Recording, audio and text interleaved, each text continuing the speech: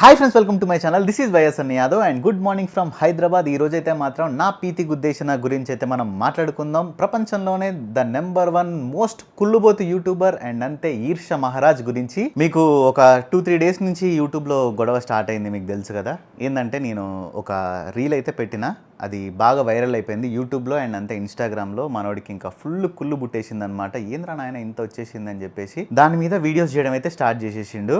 ఎట్లా ఏమని చెప్పిండంటే, first India నుంచి నేనంటే ఎక్కడ రైడ్ చేయకుండా డైరెక్ట్గా నేను అమెరికాకి బైక్ షిప్లో పంపించేసి అండ్ నేను ఫ్లైట్లో వెళ్ళిపోయి ఇంకా నేను అమెరికా వచ్చేసిన అని చెప్పేసి సబ్స్క్రైబర్స్ని అండ్ వ్యూవర్స్ అందరినీ కూడా మోసం చేసిన అని చెప్పేసి ఒక షార్ట్ అయితే పెట్టిండు. అండ్ నేను ఏదైతే వైరల్ అయిందో షార్ట్ మీరు క్లియర్గా చూస్తే, మళ్ళీ ఒకసారి చూడండి ఆ షార్ట్ ని. నేను మెక్సికో దేశం నుంచి అయితే అమెరికా లోపలికి ఎంటర్ అవుతున్నా. ఇక్కడ ఇమిగ్రేషన్ లో లేడీ ఆఫీసర్ అయితే నన్ను అడుగుతున్నారు, మా దేశానికి ఎందుకు వస్తున్నారు మీరు, ఏంది అని. నేను ఇండియా నుంచి బైక్ రైడ్ చేసుకుని వస్తున్నా అంటే ఫుల్ షాక్ అయ్యారు. నేను ఎప్పుడూ ఇండియన్ బైక్ ని చూడలేదు, ఫస్ట్ టైం చూస్తున్నా అని చెప్పారు. ఇంకా ఇమిగ్రేషన్ అంతా కంప్లీట్ చేసుకొని ఫైనల్లీ అమెరికా గడ్డపై అయితే మన తెలుగు బండి అయితే తిరుగుతుంది. నేను ఆ వీడియోలో క్లియర్ గా చెప్పిన, మెక్సికో నుంచి నేను యూఎస్ఏకి ఎంటర్ అవుతున్నా బై రోడ్ అని చెప్పేసి. అయినా కూడా ఈయన కావాలని నెగిటివిటీ స్ప్రెడ్ చేయడానికి నేను బైక్ షిప్లో వేసుకొని వెళ్ళినా అని చెప్పేసి చెప్పిండు. సో మీరు కూడా ఎవరు ఏది చెప్పినా నమ్మకండి. ఇప్పుడు నేను ఏది చెప్తున్నా అది కూడా నమ్మకండి. ఒకసారి మన ఛానల్లో చూడండి. మేము రైడ్ వచ్చేసి 2022 జూలై 19కో 20కో మేము స్టార్ట్ చేసినాం. సో అక్కడి నుంచి మేము రైడ్ స్టార్ట్ చేసినప్పుడు ఏంటంటే, పాకిస్తాన్లో నుంచి బైక్ అయితే మన ఇండియన్ బైక్ అలౌ చేయరు. అండ్ మేము రైడ్ చేసే టైంకి చైనా క్లోజ్ అయి ఉందన్నమాట. ఇది 2020లో కరోనా వచ్చినప్పటి నుంచి ఒక 2 సంవత్సరాలు 3 సంవత్సరాలు చైనా టూరిస్ట్ వీసాలు ఇవ్వడం బంద్ చేసింది. సో మనం బైక్ వేసుకొని నేపాల్ నుంచి చైనాలోకి వెళ్ళడం అంత ఈజీ కాదు. దానికి గ్రూప్ వీసా తీసుకోవాలి, ఒక గైడ్ని మాట్లాడుకోవాలి. ఆ గైడ్కి ఒక్క రోజుకి 30,000 నుంచి ₹1,00,000 మధ్యలో ఉంటుంది అనమాట. ఒక్కొక్క గైడ్ని బట్టి. ఎక్స్పీరియన్స్ గైడ్ అయితే 1,00,000 తీసుకుంటారు, నార్మల్ బేసిక్ వాళ్ళు అయితే 30,000 అట్లా తీసుకుంటారు. ఒక కంపెనీతో టైఅప్ అయిపోయి అట్లా చైనాలో నుంచి రైడ్ చేసుకొని పోవాలి. సో మేము అట్లా అనుకుంటే ఫస్ట్ మా ప్లాన్ ఏంటంటే చైనా నుంచి రైడ్ చేద్దామని ఉండే. బార్డర్ క్లోజ్ అవ్వడం వల్ల మేము ఇంకొక ఆల్టర్నేట్ రూట్ ఎత్తుకోవాల్సి వచ్చింది. సో మయన్మార్ నుంచి వెళ్దాం అనుకున్నాం. మయన్మార్లో ఏంటంటే లాస్ట్ ఒక 4 ఇయర్స్ నుంచో 5 ఇయర్స్ నుంచో కోవిడ్ కన్నా ముందు నుంచి అక్కడ గవర్నమెంట్ అయితే కూలిపోయింది అనమాట. అక్కడ ప్రెసిడెంట్ని దించేసి ఇప్పుడు ఆర్మీ అక్కడ మొత్తం రన్ చేస్తున్నారు. అండ్ రీసెంట్గా టూరిస్టులకు అయితే మాత్రం మయన్మార్ బార్డర్ కూడా ఓపెన్ అయిపోయింది. మేము వెళ్ళినప్పుడు అయితే మాత్రం ఇప్పుడు బైకర్స్కి కూడా మయన్మార్కి అయితే ఎలో లేదు. ఎందుకంటే ఇండియన్ కస్టమ్స్ మయన్మార్ లోపలికి వెళ్ళడానికి అయితే మాత్రం ఎలో చేయరనమాట. బైక్ ఒక పాస్పోర్ట్ ఉంటుంది. ఆ పాస్పోర్ట్ పైన స్టాంప్ పడితేనే మనం అఫీషియల్గా మన ఇండియాని వదిలిపెట్టి మయన్మార్లోకి ఎంటర్ అవుతాం అనమాట. మనకు ఆ స్టాంప్ ఇండియన్ కస్టమ్స్ వాళ్ళు అయితే ఇప్పటికీ కూడా ఇంకా వేయట్లేదు. అండ్ సో మాకు ఇంకా ఏమున్నాయి ఆప్షన్స్ ఉన్నాయి, 3 కంట్రీస్. పాకిస్తాన్లోకి పోలేము, చైనాలోకి పోలేము, మయన్మార్లోకి పోలేము. ఎట్లా అని ఆలోచిస్తే మాకు ఇంకా షిప్పింగ్ చేయడం ఒకటే ఆప్షన్ కనిపించింది. సో మేము చెన్నై నుంచి మలేషియాకి షిప్ చేసేసి Malaysia, Thailand, Laos, Cambodia, Vietnam, so ఈ 5 దేశాలలో రైడ్ చేసి మళ్ళీ వచ్చి మలేషియాలో బైక్ పెట్టేసి అక్కడి నుంచి మేము సింగపూర్ వెళ్ళి మళ్ళీ సింగపూర్ నుంచి బ్యాక్ మలేషియా వచ్చేసి మళ్ళీ మలేషియాలో పార్క్ చేసిన బైక్ ని తీసుకొని మేము ఆస్ట్రేలియాకి వెళ్ళాం అనమాట. ఏది ఆస్ట్రేలియా కూడా షిప్ చేసినాం, ఎందుకంటే మలేషియా నుంచి ఆస్ట్రేలియాకి రూట్ లేదు కాబట్టి మేము షిప్ చేసినాం. సో మా ప్లాన్ ఏంటంటే అట్లా మధ్యలో ఇండోనేషియాలో రైడ్ చేసి బ్రునై ఇంకా కొన్ని కంట్రీస్ ఉన్నాయి అక్కడ రైడ్ చేద్దామని చెప్పేసి కూడా అనుకున్నాం. కానీ ఇండోనేషియాలో బైకర్స్ కి ఒక రూల్ ఉందన్నమాట. ఏంటంటే ఇప్పుడు ఒక్కొక్క కంట్రీలో ఒక్కొక్క రూల్ ఉంటుంది. ఇప్పుడు బంగ్లాదేశ్ ఉంది, 155cc బైక్ మాత్రం హైయెస్ట్. ఇప్పుడు మన దగ్గర ఇప్పుడు ఇండియాలో 1000RR, డుకాటి, నింజా ZX-10R అన్నీ ఉన్నాయి కదా. బంగ్లాదేశ్లో ఆ బైక్లు ఏమి ఉండవు. 155cc బైక్ లాస్ట్ అంతే, ఎందుకంటే అక్కడ గవర్నమెంట్ రూల్ అది. ఇప్పుడు ఇండోనేషియాలో కూడా అంతే, 150cc లేదంటే 200cc వరకు, నాకు కరెక్ట్ గుర్తులేదు, అంతవరకు లాస్ట్. శ్రీలంకలో వచ్చేసేమో 400cc వరకు హైయెస్ట్. 400cc కన్నా ఎక్కువ ఉన్న బైక్స్ ని వాళ్ళైతే వాళ్ళ దేశంలోకి రానియరు. రావాలంటే అది మళ్ళీ స్పెషల్గా గవర్నమెంట్ దగ్గర నుంచి వేరే పర్మిషన్ తీసుకోవాలి. అట్లా ఒక్కొక్క కంట్రీకి ఒక్కొక్క రూల్ ఉంటుంది. ఏది ఫ్లైట్ టికెట్ బుక్ చేసుకున్నావా, వీసా వచ్చినావా, పోయినావా అన్నట్టు కాదు. సో ఇండోనేషియాకి వెళ్ళాలంటే నాది 900cc, చెర్రీది 1250cc. సో ఇంకా మేము ఇండోనేషియా కూడా స్కిప్ చేసేసుకుని అక్కడ నుంచి ఆస్ట్రేలియాకి షిఫ్ట్ చేసినాం. మేము మలేషియా నుంచి ఆస్ట్రేలియాకి షిఫ్ట్ చేసినందుకు టైం మాకు వచ్చేసి 40 days to 60 days మధ్యలో చెప్పారనమాట.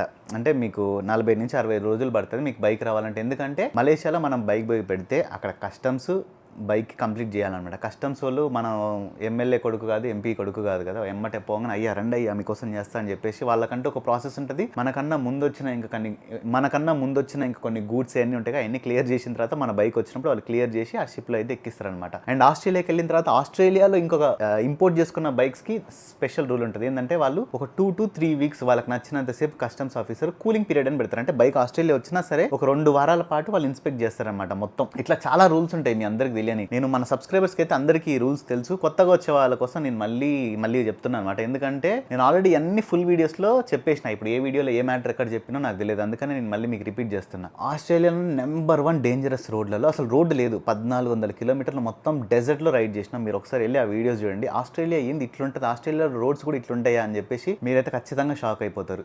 అట్లా తీసినాం. అండ్ అక్కడి నుంచి ఆస్ట్రేలియా నుంచి మేము డైరెక్ట్ అమెరికాకి షిఫ్ట్ చేసి అమెరికా వచ్చేసినాను కూడా అనలేదు. అక్కడి నుంచి మేము చిలీకి షిఫ్ట్ చేసినాం. ఎందుకంటే ఆస్ట్రేలియా నుంచి చిలీకి కూడా మధ్యలో రోడ్ లేదు కాబట్టి, సముద్రం ఉంది కాబట్టి మేము అక్కడి నుంచి చిలీకి షిఫ్ట్ చేసినాం. చిలీలో వాల్పరీసో అని చెప్పేసి ఒక ఊరు ఉంటుంది. మేము వెళ్ళాలనుకుంటే అమెరికానే మా టార్గెట్ అనుకుంటే అక్కడి నుంచి మేము పైకి వెళ్ళిపోవచ్చు, కానీ మేము అట్లా వెళ్ళలేదు. అక్కడి నుంచి కింద ఏంటంటే చిలీ అర్జెంటీనాలో టఫెస్ట్ రోడ్స్ ఉంటాయి అనమాట కిందికి. మేము అక్కడి నుంచి పైనుంచి కింద ప్రపంచపు అంచు ఉషువాయ్ అని చెప్పేసి ఒక సిటీ ఉంటుంది అనమాట. ప్రపంచంలోనే అత్యంత చివరి ఊరు. అక్కడి నుంచి అంటార్క్టికాకి చాలా దగ్గర షిప్స్ కూడా వెళ్తాయి అనమాట. అక్కడి నుంచి అంటార్క్టికాకి చాలా షిప్లు వెళ్తాయి. అక్కడ దాకా వచ్చి అక్కడి నుంచి మళ్ళీ అర్జెంటీనా క్యాపిటల్ బ్యూనస్ ఐరెస్కి రైడ్ చేసి ఆ రోడ్స్లలో కూడా మీరు చూడండి ఎంత అడ్వెంచరస్ రోడ్ అంటే ఇక అంత అడ్వెంచరస్ రోడ్. అక్కడి నుంచి రైడ్ చేసి మళ్ళీ మేము Bolivia salt flats, Allu Arjun గారి మూవీ షూటింగ్ జరిగింది అక్కడ రైడ్ చేసి అక్కడి నుంచి పెరు నుంచి బ్రెజిల్ అమెజాన్ ఫారెస్ట్. ఎక్కడైతే బ్రెజిల్లో అమెజాన్ రాష్ట్రం అని ఒకటి ఉంటుంది, మొత్తం అమెజాన్ ఫారెస్టే. ఆ రాష్ట్రంలో మేమైతే రోడ్డు కూడా ఉండదు అక్కడ, సేమ్ అంతే ఆస్ట్రేలియాలో ఇక్కడ ఉన్నట్టు. మేము అదే రోడ్లో నుంచి రైడ్ చేసుకుంటూ వెళ్ళి వెనిజులా నుంచి మళ్ళీ కొలంబియా నుంచి పనామా వెళ్ళడానికి రోడ్డు మార్గం అయితే ఉండదు, మొత్తం ఫారెస్టే ఉంటుంది అనమాట. రోడ్డు లేని మేము ఎక్కడ తోలుతాం చెప్పండి. మీరు ఒక చిన్న లాజిక్ ఆలోచించండి. ఇప్పుడు రోడ్డు ఉంది ఇక్కడ నుంచి అక్కడికి, మేము ఏదో కొంచెం దోలి ఇంకా అక్కడి నుంచి మళ్ళీ షిఫ్ట్ చేసుకొని వెళ్ళిపోయినంటే ఏదో అనుకోవచ్చు. మేము ఎక్కడైతే మంచి హైవేస్ ఉన్న రోడ్లలో మేము అస్సలు వెళ్ళలేదు. ఎక్కడైతే టఫెస్ట్ రోడ్లు ఉంటాయో, ప్రపంచంలోనే ది టఫెస్ట్ రోడ్స్ ఎక్కడైతే ఉంటాయో ఎతికి మరి అక్కడికి పోయి రైడ్ చేసినాం. ఎందుకంటే మన ఇండియన్స్ తలుచుకుంటే ఏదైనా సరే వీళ్ళు చేసి చూపిస్తారు అని చెప్పేసి ప్రపంచానికి చాటి చెప్పాలని చెప్పేసి మాత్రమే మేము డిసిషన్ తీసుకున్నాం. అండ్ అక్కడి నుంచి మళ్ళీ పనామాకి ఎయిర్లో షిఫ్ట్ చేసినాం, ఏరోప్లేన్లో వేసినాం. 2 days 3 days పట్టింది. పనామా సిటీకి వచ్చిన తర్వాత పనామా సిటీ నుంచి మళ్ళీ కోస్టారికా, హొండురస్, నికరాగ్వా, ఎల్ సాల్వదోర్, గ్వాటెమాలా ఇవన్నీ రైడ్ చేసుకుంటూ మెక్సికో నుంచి నేనైతే యూఎస్కి వచ్చేసిన అనమాట. సో ఇప్పుడు మీ అందరికీ క్లారిటీ వచ్చిందా? ఇప్పుడు నేను చెప్పిందంతా కూడా మీరు సొల్లని అనుకోవచ్చు. అనుకునే ముందు ఒక్కసారి ఆగండి, బయటికి మీ మనసులో అనుకునే ముందు ఒకసారి ఆగి వెళ్ళి ఛానల్లో ఇప్పుడు నేను చెప్పిన కంట్రీస్లో సేమ్ నేను చెప్పినట్టు రైట్ చేసినా లేదా అని చెప్పేసి మీరు చూడండి. ఇంకా కొంతమంది ఏం చెప్తున్నారంటే నువ్వు షార్ట్లో షిఫ్ట్ చేసి వచ్చినా అని చెప్పలే కదా అని చెప్పేసి అంటున్నారు. నేను తీసిందే 1 minute షార్ట్. 1 minute ఇంత పెద్ద మ్యాటర్ నేను ఎక్కడ కవర్ చేయలేస్తా చెప్పండి. డైరెక్ట్గా ఇండియా నుంచి అమెరికాకి వచ్చి ఉంటే షిఫ్ట్ చేసుకొని నేను షిఫ్ట్ చేసి వచ్చినా అనే చెప్పేటోని. ఎందుకంటే నేను కొన్ని వేరే షార్ట్స్ కూడా చేసిన, మీరు చూడండి. సో ఆస్ట్రేలియాకి షిఫ్ట్ చేసింది అనుకుంటా, నేను షిఫ్ట్ చేసినా అనే చెప్పిన. నేను షిఫ్ట్ చేస్తే షిఫ్ట్ చేసినా అనే చెప్తా, రైట్ చేస్తే రైట్ చేసినా అనే చెప్తా. ఎందుకంటే నేను తీసిన ప్రతి ఒక్క వీడియోస్ అన్ని యూట్యూబ్లో ఉన్నాయి. మిమ్మల్ని ఏదో మోసం చేయాలన్నా ఏది చేయాలన్నా అది కుదరదు, ఎందుకంటే అన్ని ప్రూఫ్స్ యూట్యూబ్లోనే ఉన్నాయి కాబట్టి. మీకైతే ఇప్పుడు ఒక క్లారిటీ వచ్చిందని అనుకుంటున్నా. నేను నిజంగా అమెరికాకి రైట్ చేసినా లేదంటే షిప్లో పోయేసినా అని చెప్పేసి మీరు కూడా నా మాటలు నమ్మకండి. ఒక్కసారి మన యూట్యూబ్ ఛానల్ ఓపెన్ చేసి ఫుల్ వీడియోస్లో జస్ట్ ఆ థంబ్నెయిల్స్ స్క్రోల్ చేసుకుంటూ చూడండి, మీకే అర్థమవుతుంది. అండ్ ఇంకొకటి వచ్చేసి మనోడు దేని గురించి మాట్లాడిండు, బెట్టింగ్ యాప్స్ గురించి మాట్లాడినా. దానికన్నా ముందు ఇంకొక టాపిక్ మాట్లాడదాం. నేను ఒక స్టోరీ పెట్టిన ఇన్స్టాగ్రామ్లో. స్టోరీ ఎంతసేపు ఉంటుంది, 24 hours తర్వాత డిలీట్ అవుతుంది. నేనేం చేసిన, నాకు పిచ్చ కోపం వచ్చింది, నేను ఫుల్ ఫ్రస్ట్రేట్ అయినా. నేను ఇప్పటి వరకు ఎవరిని కూడా ఊరికనే, నేను నా 8 years ఆఫ్ యూట్యూబ్ హిస్టరీలో నేను ఇప్పటి వరకు ఒక్కళ్ళ మీద కూడా ఒక్క కాంట్రవర్సీ చేయలేదు, ఒక్కళ్ళ మీద పడి ఏడ్చి ఎవరిని సబ్స్క్రైబర్స్ని అయితే నేను తెచ్చుకోలేదు. నేను జెన్యూన్గా సబ్స్క్రైబ్ చేసుకోండి అని చెప్పి వాళ్ళని అడిగి వాళ్ళకి నచ్చితేనే వాళ్ళు సబ్స్క్రైబ్ చేసుకున్నారు తప్ప నేను ఎవరిని బ్యాడ్ చేసి అయితే మాత్రం సబ్స్క్రైబర్స్ని తెచ్చుకోలేదు. కానీ ఈ పెద్ద మనిషికి ఏముంది, అదే పని. ఎవరు కొంచెం పైలో ఉన్నారా పట్టి గుంజాలా, ఎవరు పైన ఉన్నారా పట్టి గుంజాలా, వాళ్ళ సబ్స్క్రైబర్స్ని జేబులో వేసుకోవాలా. ఇదే కాన్సెప్ట్ ఈయనకి. నేను ఆ ఫ్రస్ట్రేషన్లో ఏదో ఇంకా నేనైతే అనేసిన. నేను 100% నేను చెప్తున్నా, నేను అనేది తప్పు, నేనే ఒప్పుకుంటున్నా. 100% నేను అనేది తప్పు. నేను స్టోరీ పెట్టిన తర్వాత మనకంటూ ఒక ఓపిక ఉంటుంది కదా, ఓపిక నశించిపోయింది నాకు. ఇంకా ఏంది ఎన్ని రోజుల నుంచి ఇట్లా ఏంది ఇంకెన్ని రోజులు అని చెప్పేసి నాకు ఫ్రస్ట్రేట్ అయిపోయి నేను పెట్టిన ఒక 1/2 hour తర్వాత అరే కోపంలో మనకి ఏదో అనిపిస్తుంది, ఏంది ఇప్పుడు ఎట్లా అసలు నేను అనవసరంగా నేను మాట్లాడినా, స్టోరీ డిలీట్ చేద్దామని చెప్పేసి అనుకున్నా. నేను ఇన్ కేస్ అప్పుడు స్టోరీ డిలీట్ చేసిన అనుకోండి, ఇప్పుడు ఈయన ఏం చేస్తాడు తెలుసా, వాడు నాకు బుసుకున్నాడు. వీడు నన్ను మామూలుగా కాదు, నాకు భయపడి వణికిపోయి వాడు స్టోరీ డిలీట్ చేసిండు ఎక్కడంటాడు అని చెప్పేసి నేను అట్లనే పెట్టిన స్టోరీ. నేను ఈయనని ఫస్ట్ లంచ్ చూడకాని ఎప్పుడు తిట్టలేదు, అసలు నేను ఎవరి జోలికి పోలేదు. మీ అందరికీ తెలుసు కదా, ఈయన ఒక 1.5 year 2 years బ్యాక్ ఫస్ట్ ఒక వీడియో చేసిండు. స్టోరీ అనేది 24 hours డిలీట్ అయిపోతుంది, గుర్తుపెట్టుకోండి. ఈయన ఏం చేసిండంటే ఒక ఫుల్ వీడియోలో నన్ను ఎన్నిసార్లు అంటే అన్నిసార్లు లంజోడక ఒక 20 సార్లు 30 సార్లు అన్నాడు లంజోడక అని. నేను పెట్టిన స్టోరీ ఆల్రెడీ డిలీట్ అయిపోయింది. ఈయన పెట్టిన వీడియో ఫుల్ వీడియో స్టిల్ ఇప్పటికి ఇంకా యూట్యూబ్లో ఉంది. అంటే ఓకే, వీళ్ళ అమ్మని తిడితేనే ఈయనకి ఇప్పుడు నొప్పి వస్తుంది అంటే మన అమ్మలు ఎవరు అమ్మలు కాదు, వీళ్ళ అమ్మ ఒక్కతే అమ్మనా? మీరే ఆలోచించండి.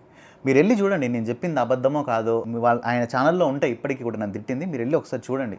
తర్వాత మీరు వచ్చి ఇక్కడ ఏమన్నా మాట్లాడినా నేను ఒప్పుకుంటా. అండ్ ఇంకొకటి బెట్టింగ్ యాప్స్, ఇది మెయిన్ టాపిక్. చాలామంది ఏంటంటే ఇప్పుడే నేను ఒక రీల్ పెట్టినా దాని గురించి క్లారిటీ వచ్చేసిందని చెప్పేసి పెట్టిరనమాట. నువ్వు నిజంగానే యూఎస్కి రైడ్ చేసినావు అని చెప్పేసి ఇప్పుడే మన ఇన్స్టాగ్రామ్లో పెట్టినా మాకు క్లారిటీ వచ్చేసింది, అన్ని వీడియోస్ చెక్ చేసినా. కానీ బెట్టింగ్ యాప్స్ గురించి చెప్పాలి నువ్వు అని చెప్పేసి చెప్తున్నారు. నిజం చెప్తున్నా కదా, ఎప్పుడైతే ఈ వరల్డ్ రైడ్ స్టార్ట్ చేసినో అప్పటి నుంచి నా ఛానల్ అంతా పడిపోయింది. వరల్డ్ రైడ్ స్టార్ట్ చేయక ముందు నా ఛానల్లో ఎన్ని వ్యూస్ ఉన్నాయో చూడండి. నేను ఇక్కడ ఇండియాలో తిరిగి ఇక్కడిక్కడ రైడ్ చేసిన దానికే ఫుల్ వ్యూస్. నాకైతే ఇన్కమ్ అప్పుడు చెప్తున్నా కదా, నెలకి 5 లక్షల నుంచి 8 లక్షలు, ఒక్కొక్కసారి 9 లక్షలు, 7.5 లక్షలు ఇట్లా వచ్చిన రోజులు కూడా ఉన్నాయి. ఎప్పుడైతే ఇవ్వండి నేను మీకు చూపిస్తా, నా ఇన్కమ్ అంతా పడిపోయింది. ఇది చూడండి, మొత్తం అంతా గయాబ్. ఇంకా నాకు ఇప్పుడు ఎంత వస్తున్నాయి చూడండి, తిప్పి కొడితే ఒక 2 లక్షలు కూడా రావట్లేదు. నాకు వచ్చే ఇప్పుడు ఈ యూట్యూబ్లో నుంచి వచ్చే ఒక 2 లక్షలతోనే నేను ప్రపంచం అంతా బైక్ పైన ఎట్లా తిరగాలి మీరే చెప్పండి. నేను ఆస్ట్రేలియాలో బండి రిపేర్ చేస్తే 2 లక్షలు అయింది. అండ్ బ్రెజిల్ అమెజాన్ ఫారెస్ట్ లో నాకు యాక్సిడెంట్ అయింది, బండి అంతా గుల్ల అయిపోయింది, దానికి 4.5 లక్షలు అయింది. బ్రెజిల్లోని మానస్ ట్రయాంప్ షోరూమ్ లో నేను చేయించిన. మీకు ఎవరైనా డౌట్ ఉంటే ఆ షోరూమ్ కి కాల్ చేసి కూడా కనుక్కోండి, అందులో మేనేజర్ ఇంగ్లీష్ కూడా మాట్లాడతారు. సో ఇప్పుడు ఇంత ఖర్చులు అన్ని మేనేజ్ చేయాలంటే నాకు ప్రమోషన్ చేయడం తప్పట్లేదు, అదొక్కటే నాకు మెయిన్ రీజన్. మీకు బెట్టింగ్ అంటే నచ్చలేదు అనుకోండి, ఇంకొక 100 మంది వచ్చి చెప్పినా కూడా మీరెవ్వరు కూడా ఆడరు. ఎందుకంటే అదంతే, ఇంకా మీకు నచ్చితే ఆడతారు, నచ్చలేదంటే ఆడరు. నేనైతే ఎవరిని ఫోర్స్ చేయను కదా, ఖచ్చితంగా ఆడు నువ్వు ఇప్పుడు నొక్కాల్సిందే చేయాల్సిందే అని చెప్పేసి.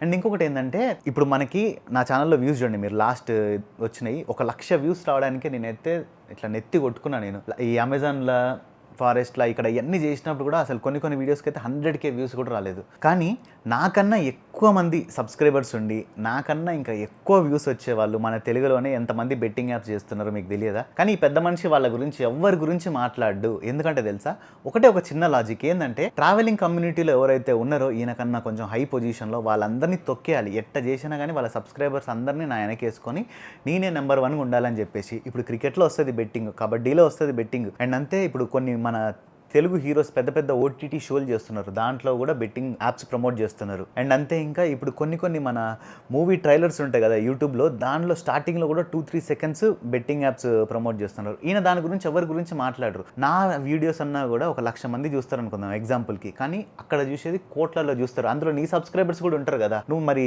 నీకు అంతా ఉంటే నువ్వు వాళ్ళ గురించి ఎందుకు మాట్లాడవు? ఇప్పుడు మాకు కూడా అనిపిస్తుంది, అరే అంత పెద్దోళ్ళకే ఈయన ఎదురు తిరిగిండు, వాళ్ళతోనే ఆపిచ్చేసిండు, ఇంక మనమెంతరా నాయన, మనకు వచ్చే వ్యూస్కి మనమెంత అని చెప్పేసి మాకు కూడా అనిపిస్తుంది కదా. కానీ ఈయన అట్లా చెయ్యడు. మీరు నిజంగా ఉంటే ఫస్ట్ అక్కడ యుద్ధం చేయమని చెప్పండి. ఈయన చెయ్యడు, ఎందుకంటే వాళ్ళ జోలికి పోతే ఈయనకి ఏమవుతుందో బాగా తెలుసు, మెత్తగా దంచి పంపిస్తారని ఈయనకి భయం.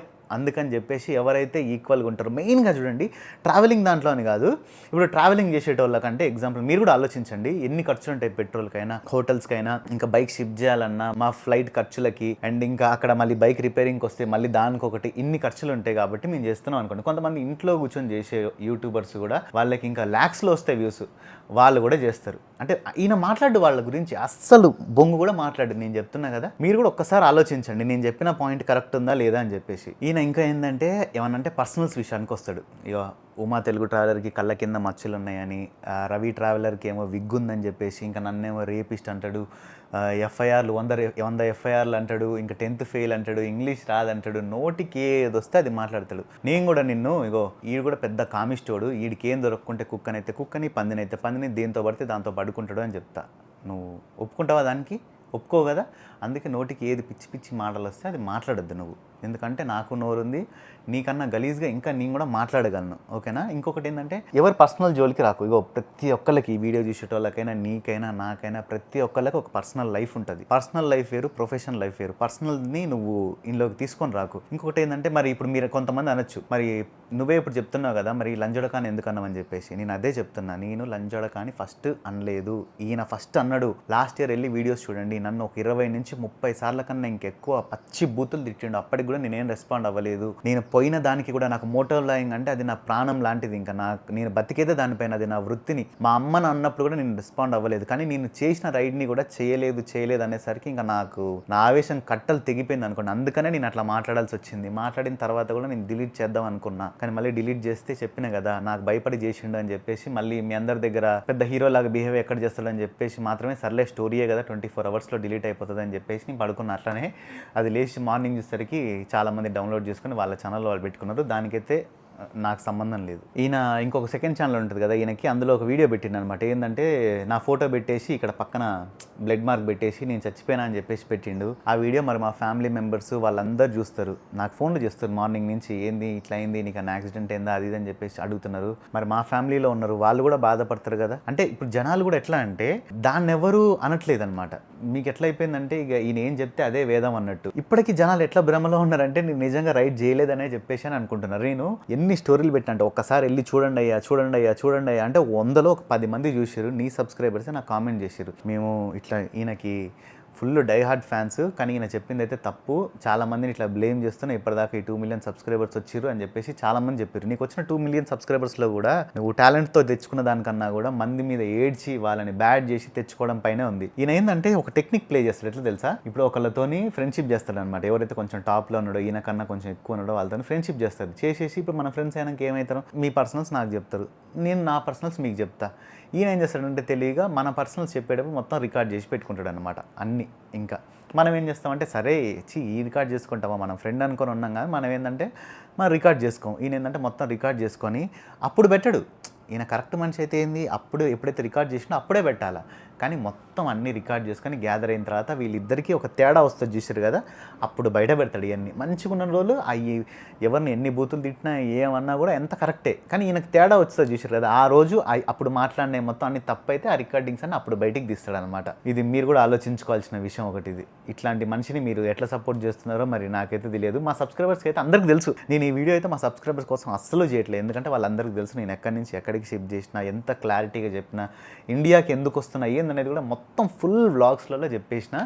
ఇది ఎవరైనా కానీ కొత్తగా చూసే వాళ్ళకే అనమాట నేను ఈ క్లారిటీ ఇచ్చేది. అండ్ న్యూట్రల్గా ఉంటారు కదా, ఆ వీడియోస్ చూసి ఈ వీడియోస్ చూసి లేదా నా వీడియోస్ ఎప్పుడో ఒకప్పుడు చూసే వాళ్ళు ఉంటారు కదా, వాళ్ళ కోసం మాత్రమే నేను ఈ క్లారిటీ వీడియో అయితే ఇస్తున్నా. నేను ఈయన పెట్టిన వీడియో ఎవరైనా ఒక బైకర్ పెట్టి ఉంటే, ఆయన బైకర్కి కరెక్ట్ ఒక బైకర్ అయితే ఎవరు పెట్టలేను, ఎందుకంటే కరెక్ట్ ఒక ప్రొఫెషనల్ బైకర్కి మేము చేసింది కరెక్ట్ రైడా కాదని తెలుస్తుంది. ఈయనకి బైక్ దోలడం కూడా రాదు. ఈయనది ఏదో ఒక షార్ట్ ఒక వీడియో చూసినా, క్లచ్ని గ్రచ్, బ్రేక్ని ఇంకేదో అంటాడు ఈయనకి క్లచ్కి గేర్కి కూడా తేడా తెలియని మనిషి బైకింగ్ కమ్యూనిటీ గురించి బైకింగ్ గురించి మాట్లాడుతున్నాడు అంటే అది ఎంత కామెడీగా ఎంత నవ్వుకునేలాగా ఉందంటే అంత నవ్వుకునేలాగా ఉంది. ఒకటే బ్రో నీకు ఒకటి చెప్తున్నా, ఏంటంటే నువ్వు ఇప్పుడు నేను తోలిన రోడ్స్ ఉన్నాయి కదా టఫెస్ట్ రోడ్స్లో, అందులో నేను ఇప్పుడు 45,000 కిలోమీటర్లు తోలినా కదా, నువ్వు 1,000 కిలోమీటర్లు నా బండి ఇస్తాను నీకు, నువ్వు ఏ కంట్రీ కావాలంటే ఆ కంట్రీకి చెప్పు, నువ్వు నేను తోలిన చోట నా బండి వేసుకొని నువ్వు 1,000 కిలోమీటర్లు తోలి నువ్వు చూపించు, నేను అప్పుడు ఒప్పుకుంటా. నువ్వు తోపుగా అడివి, నువ్వు ఇంకేంది ట్రావెలింగ్ లేదో ఏం చేసినావు, పిహెచ్డీ చేసినావు, అది చేసినావు ఇది చేసినావు అని చెప్పేసి నేను ఒప్పుకుంటా. నీకు బైక్ రాదు, బైకింగ్ గురించి ఏం తెలియదు, ఇంకేమన్నా అంటే బైక్ షిప్లో వేసినప్పుడు అంట నేను బైక్తో పాటు నేను ట్రావెల్ చేయాలంట. అయ్యా నీకు కార్గో షిప్కి ప్యాసింజర్ షిప్కి నీకు తేడా తెలియదు. కార్గో షిప్లో మనుషుల్ని అలౌ చెయ్యరు, తెలుసు కదా నీకు. మళ్ళీ ఆయనకు తెలుసు, ఆయనకు అంత నాలెడ్జ్ ఉంది, కానీ ఏంటంటే జస్ట్ మీ ముందు నన్ను ఎదవని చేయడానికి లేదా నన్ను బ్యాడ్ చేయడానికి మాత్రమే ఆయన ఆడే డ్రామా. ఆయనకు తెలుసు కార్గో షిప్లో మనుషులు బోర్ అన్న విషయం నాకు తెలుసు, ఎందుకంటే ఆయన షిప్పులనే పనిచేసిండు కాబట్టి. కానీ కావాలని లేదా నీకు ఇంకొక బంపర్ ఆఫర్ ఇస్తున్నా, ఏంటంటే ఇప్పుడు నెక్స్ట్ మేము ఆఫ్రికాలో రైడ్ చేయబోతున్నాం, ఇండియన్ బైక్ వేసుకొని కాదు, అక్కడ ఒక బైక్ రెంట్కి తీసుకొని, ఎందుకంటే మేము వాడే పెద్ద బైక్స్ కాబట్టి ఆ రోడ్స్లలో నుంచి అస్సలు పోవు, ఎందుకంటే నీకు నెక్స్ట్ వీడియోస్ వచ్చినప్పుడు నీకు అర్థమైపోతుంది 250 కేజీలు 300 కేజీలు ఉన్న బండ్లతోని ఆ రోడ్లలో తోలడం ఇంపాసిబుల్. కాబట్టి నువ్వు మాతో పాటు రా, నా బైక్ వెనక నీకోసం నేను స్పేస్ ఉంచుతా, నువ్వు నాతో పాటు రా, ఇద్దరం కలిసి వ్లాగ్ చేద్దామంటే చేద్దాం. నీకు అర్థమవుతుంది ఒక బండిని ఒక అంత టఫెస్ట్ రోడ్లలో రైడ్ చేయడం ఎంత కష్టమైందనేది. నువ్వు వస్తా అంటే రా, మంచిగా మర్యాదగా ఇద్దరం కలిసిపోయి రైడ్ చేద్దాం. మన సబ్స్క్రైబర్స్ కూడా అందరు చూస్తారు, వాళ్ళందరికీ తెలుస్తుంది నేను ఎంత కష్టపడుతున్నావు, నువ్వు ఎంత కష్టపడుతున్నావు అనేది. నేను బండి తోలమని చెప్పట్లే, నీకు రాదని నాకు తెలుసు, నువ్వు జస్ట్ నా వెనక కూర్చొని బ్లాగ్ చేసుకో, ఓకేనా. నువ్వు నార్మల్గా అయితే ఫ్లైట్లలో పోయి కార్లలో పోయి బ్లాగ్ చేసుకుంటావు కదా, నువ్వు ఎప్పుడు తోలవు కదా, సో మేము తోలుతాం కాబట్టి నువ్వు కూడా నన్ను కూడా ఒక డ్రైవర్ అనే అనుకో, వెనక కూర్చొని రా బ్లాగ్ చేసేసి మేము ఇప్పుడు ఎంత కష్టపడుతున్నాము, నువ్వెంత కష్టపడుతున్నావు ఏందనేది జనాలకి క్లారిటీగా అర్థమైపోతుంది. ఇంకొకటి ఏంటంటే ఒకళ్ళ మీద పడి నువ్వు ఎప్పుడు ఏడవకు, నీ వీడియోస్ నువ్వు చేసుకో. ఒకళ్ళని ఎప్పుడు ముంచాలి, వాడిని నేను నాశనం చేసి వాడిని సబ్స్క్రైబర్స్ని గెలుచుకోవాలి, ఫేక్ మాటలు చెప్పి గెలుచుకోవాలని చెప్పేసి నువ్వు ఎప్పుడు అట్లా అనుకోకు, ఓకేనా. మంచిగా ఉండు, మంచిగా పప్పనందిని బజ్జుకో, ఓకేనా. ఇంకొకటి ఏంటంటే నా ఫ్రెండ్ చెర్రీ ఉన్నాడు కదా, తన గురించి నా గురించి కూడా ఒక స్టోరీ అయితే పెట్టింది అనమాట. ఏదో Telangana boy married to Tamil boy అని చెప్పేసి. నీ దృష్టిలో ఫ్రెండ్షిప్ గురించి అంటే ఇంతేనా? మన దేశం నుంచి ఇద్దరు కలిసి ఒక తెలుగు వాళ్ళు రైడ్ చేస్తున్నారు అంటే నువ్వు సపోర్ట్ చేయకపోయినా పర్లేదు, కానీ నువ్వు కిందికి గుంజాలని మాత్రం చూడకు. అసలు నేను చెప్తున్నా కదా, ఇంత ఒక కుళ్ళు మనిషి అంతా ఇప్పుడు ఇండియా మొత్తం ఎతికినా కూడా మీకు ఒక్కరు కూడా దొరకరు. మీరు కావాలంటే మొత్తం యూట్యూబ్ అంతా ఎతకండి. ఇంత మనిషి అంటే ఒక పర్సన్ని నెగిటివ్ చేసి వాళ్ళని డౌన్ చేసి ఈయన వాళ్ళ సబ్స్క్రైబర్ని గుంజుకోవాలనుకునే ఒక చీప్ మెంటాలిటీ ఈయన దగ్గర తప్ప మీకు ఇంకెక్కడ ఉండదు. నేను చెప్తున్నా కదా, ట్రావెలింగ్లో చేసిన వాళ్ళని మాత్రమే, ఈయన కన్నా ఎవరైతే ఎక్కువ ఉన్నారో తక్కువ ఉన్న వాళ్ళు బెట్టింగ్ యాప్స్ చేసినా ఏం చేసినా కూడా పట్టించుకోడు. ఎక్కువ ఉంటారు చూసారు కదా, ఆయన చేస్తేనే నొప్పి. అండ్ అంతే, ఇంకా మనకన్నా ఇంకా చెప్పాను కదా మీకు ఇందాక కూడా, ఎంత పెద్ద సెలబ్రిటీస్ చేసినా, క్రికెట్లో చేసినా, ఎక్కడ చేసినా కూడా అక్కడ వీళ్ళ సబ్స్క్రైబర్స్ ఆడి లాస్ అయినా కూడా ఈయనకు నొప్పి ఉండదు. ఈయనకన్నా కొంచెం క్లిక్ అయినా, కొంచెం నెంబర్ 1 పొజిషన్లో ఉన్నా కూడా అప్పుడే ఈయనకి నొప్పి వస్తుంది. నేను క్లారిటీగా చెప్తున్నా, మీరు కూడా అనాలిసిస్ చేసుకోండి. ఈయన ఇంతకుముందు ఎవరి మీద రెస్పాండ్ అయిందా లేదా, ఒక రెస్పాండ్ అయిపోతే ఏమైంది దాని తర్వాత అని చెప్పేసి. ఈయనకేందంటే, ఇప్పుడు నువ్వు కూడా ఆల్ ఇండియా రైడ్ అని చెప్పేసి మీ ఫ్రెండ్స్ని వేసుకొని కొంతమంది తిరిగినావు, ఇక్కడ కూడా కొంతమంది మీ ఫ్రెండ్స్తో రైడ్ చేసినావు. ఇప్పుడు నేను కూడా అంట, వాళ్ళందరితో నువ్వు పెళ్లి చేసుకున్నావు, వాళ్ళందరితో సంసారం చేసినావు అంట. నువ్వు ఒప్పుకుంటావా? ఎందుకు చెప్పు, పిచ్చి పిచ్చి మాటలు, నోరు ఉంది కదా అని చెప్పేసి ఇష్టం వచ్చినట్టు మాట్లాడద్దు. ఈయన ఏందో కానీ యూట్యూబ్ ఈయన పెద్ద కనిపెట్టినట్టు, ఈయన అందరినీ పోషిస్తున్నట్టు తెగ ఫీల్ అయిపోతా ఉంటాడు. ఏంటంటే, ఎవడు ఇవ్వమన్నాడు రా నిన్ను గివ్ అవేస్ అని చెప్పేసి అంటాడు. నువ్వెవరు నాకు చెప్పడానికి? నా ఛానల్ నా ఇష్టం. యూట్యూబ్ ఏమన్నా నీదా నిన్ను అడిగి గివ్ అవే చేయడానికి? ఇంకోటి ఏమన్నా అంటే ఫేక్ గివ్ అవేస్ అంటాడు. ఐఫోన్స్ నేను ఫేక్ ఇచ్చిన అంటాడు. బైకులు 2 KTM బైకులు ఇచ్చినావు, అప్పుడు కూడా నువ్వు ఫేక్ ఇచ్చినావు అని చెప్పేసి అంటాడు. నేను వాళ్ళని క్లియర్గా వీడియోలోకి తీసుకొని వచ్చేసి వాళ్ళది ఏ ఊరు, వాళ్ళది ఎక్కడ, ఏంది అని చెప్పేసి నేను క్లియర్గా వీడియో తీసి పెట్టిన. అండ్ వాళ్ళ ఫ్యామిలీ మెంబర్స్తో కూడా వాళ్ళ ఇల్లు అడ్రస్ అన్నీ కూడా చెప్పించి నేను క్లియర్గా చెప్పిన. ఎందుకంటే నాకు తెలుసు ఫ్యూచర్లో ఈయన కాకుండా ఇంకెవరైనా సరే ఇట్లా ఎలిగేషన్ వేస్తారు మన మీద, నువ్వు ఫేక్ చేస్తున్నావు అది ఇదని చెప్పేసి. అట్లా రావద్దని చెప్పి క్లియర్గా నేను మొత్తం అన్నీ చూపించి నేను గివ్ అవేస్ ఇస్తాను. అందుకే నేను ఏ గివ్ అవే ఇచ్చినా కూడా ఖచ్చితంగా వాళ్ళ ఫోటో అనేది 100% నేను పెడతా. ఎందుకంటే ఈ రోజుల్లో మీకు తెలుసు కదా, ఊరి నుంచి మండలం నుంచి అయినా ఒక యూట్యూబర్ ఉన్నాడు. నేను ఫేక్ చేసినా అనుకోండి, ఆ యూట్యూబర్ ఖచ్చితంగా వాళ్ళ ఇంటి దగ్గరికి వెళ్ళి అడగడా నీకు నిజంగా ఇచ్చిండా ఫేక్ చేసినా అని చెప్పేసి. నేను ఫేక్ చేసి ఉంటే నేను గివ్ అవేస్ చేయడం స్టార్ట్ చేసి 4 సంవత్సరాలు అయింది. నేను ఇన్ని రోజులు సక్సెస్ఫుల్గా ఇవ్వకుంటూ వచ్చేటోన్నా, అప్పుడే ఎవరో ఒకరు నన్ను ఎక్స్పోజ్ చేసేటోళ్ళు, ఫేక్ గివ్ అవేస్ అని అప్పుడే వీడియోస్ పెట్టేటోళ్ళు. ఒక్క వీడియో కూడా అట్లా ఫేక్ గివ్ అవే అని చెప్పేసి ఎందుకు రాలే అంటే, నేను జెన్యూన్గా ఇచ్చినా కాబట్టి. మన ఛానల్లో ఇప్పటి వరకు నేను జెన్యూన్గా ఎంతమందికి గివ్ అవే ఇచ్చుంటా అంటే మనీ పరంగా కానీ, బైక్స్ కానీ, ఐఫోన్స్ కానీ, చిన్నపిల్లలకి సైకిల్స్ ఇచ్చినా కానీ మోర్ దెన్ ఒక 10,000 మంది కన్నా ఇంకెక్కువ నేనైతే సక్సెస్ఫుల్గా గివ్ అవేస్ ఇచ్చిన. నువ్వు యూట్యూబ్లో చెప్పినావు నాకు 1 కోటి రూపాయలు వచ్చినాయి, నెలకి 2 కోట్లు వచ్చినాయి అని చెప్పేసి. నేను చెప్తున్నా కదా, అబద్ధాలు ఎందుకు. నాకు 1 ఇయర్లో, లాస్ట్ 1 ఇయర్లో నీకు నెలకు ఎంత వచ్చిందో, నీకు నెలకు వచ్చిన దాంట్లో సగం కూడా నాకు రాలేదు. ఎంత వచ్చిందో తెలుసా? లాస్ట్ 365 డేస్లో 58,570.72 మాత్రమే వచ్చిందనమాట US డాలర్స్. అంటే దగ్గర ఇండియన్ కరెన్సీలో 48 నుంచి 50 లక్షల మధ్యలో మన ఇండియన్ కరెన్సీలో అంతే వచ్చింది. నేను ఎప్పుడైతే వరల్డ్ రైడ్ స్టార్ట్ చేసి బైక్ వేసుకొని వేరే కంట్రీస్కి వెళ్ళడం స్టార్ట్ చేసినో అప్పటి నుంచే నా ఛానల్ అంతా పడిపోయింది. అయినా కూడా నేను ఏ ఒక్క రోజు కూడా వెనకడుగు వేయలేదు. నేను ఖచ్చితంగా చేయాలి, ఎందుకంటే మనం చేస్తే నెక్స్ట్ ఎవరన్నా వెళ్ళాలనుకున్న బైక్ వేసుకొని వేరే కంట్రీస్కి, వాళ్ళకి మనం చూపించాలి ఎట్లా వెళ్ళాలి, అక్కడ రోడ్ ఎట్లుంటుంది ఏంది అని చెప్పేసి. అదే ఒక మెయిన్ ఉద్దేశంతో నాకు ఒక్క రూపాయి మిగలకున్నా కూడా నేనైతే కష్టపడి రైడ్ చేస్తున్నా. నువ్వు సపోర్ట్ చేయకున్నా పర్లేదు, నీకు మళ్ళీ చెప్తున్నా, నా మీద మాత్రం బురద జల్లకు. నువ్వు మస్తు కోట్లు సంపాదించుకుంటున్నావు, నాకేం రావట్లేదు. అయినా నీకు నా మీద ఏడుపు ఎందుకు? ఒక్క రీల్ నా దరిద్రం కొద్దీ అది వైరల్ అయింది. దాని మీద ఆ రీల్కి ఇప్పుడు అంతమంది చూసారు కదా, దాన్ని ఫేక్ అని చెప్పేసి అంటే ఏంది, వాళ్ళందరూ షేర్లు కొడతారు, మళ్ళీ ఈయనకు మంచి పేరు వస్తుందని చెప్పేసి ఒక్క చీప్ ట్రిక్తోని నువ్వైతే మాత్రం ఇంత దిగజారుతావని నేను అనుకోలేదు. ఈయన అంటార్టికా వెళ్ళిండు. నేను అప్పుడు ఈయనకి వీడియోలో వెళ్ళి నేను కామెంట్ పెట్టాను, మన తెలుగోడు మంచిగా సాధించిండు అది ఇది అని చెప్పేసి. అండ్ అంతే, నేను మొన్న ఇండియన్ గవర్నమెంట్ కూడా ఏదో ట్రావెలింగ్ గురించి ఒక అవార్డ్స్ ఇచ్చారనమాట. అందులో నేను అనుకున్నా మన తెలుగోడు ఇట్లా ఈయన పేరు ఉంటే బాగుండు అని చెప్పేసి నేను ఒక వీడియోలో కూడా చెప్పినాను. ఇప్పుడు కాదు, ఈ వీడియోని మేము షూట్ చేసి ఒక 10-15 డేస్ అవుతుంది. అప్పుడు నేను ఈయన గురించి చెప్పిన. నేను యాక్చువల్లీ నాన్ వెజ్ ఉన్నాడు కదా, ఆయన ఉంటాడు అనుకున్నాను నేను, కానీ నేను ఆయన కూడా లేకపోయేసరికి షాక్ అయిపోయాను కొంచెం. ఎందుకంటే ఇప్పుడు సరే మనకి ఆయనకి ఏదైనా ఉండొచ్చు, బట్ ట్రావెలింగ్ పరంగా చూసుకుంటే ఎక్కువ 125 కంట్రీస్ ఏమో ఇప్పుడు కంప్లీట్ చేసిండు. లైక్ ఒక 2 ఇయర్స్ ఇంటికి కూడా రాకుండా ఉంటుందేమో అని ఎక్స్పెక్ట్ చేసిన నేను. లేకపోయేసరికి అరే ఈ అసలు ఎవరెవరిని ఎట్లా సెలెక్ట్ చేసిర్రు అనేది ఇంకా నాకు అర్థం కాలే. వెరైటీ అనిపించింది నాకు. అంటే ఎట్లా సెలెక్ట్ చేస్తారో ఏంది అనేది కొంచెం విచిత్రంగా అనిపించింది. దాంట్లో ఎవరు తెలిసిన వాళ్ళు లేరు.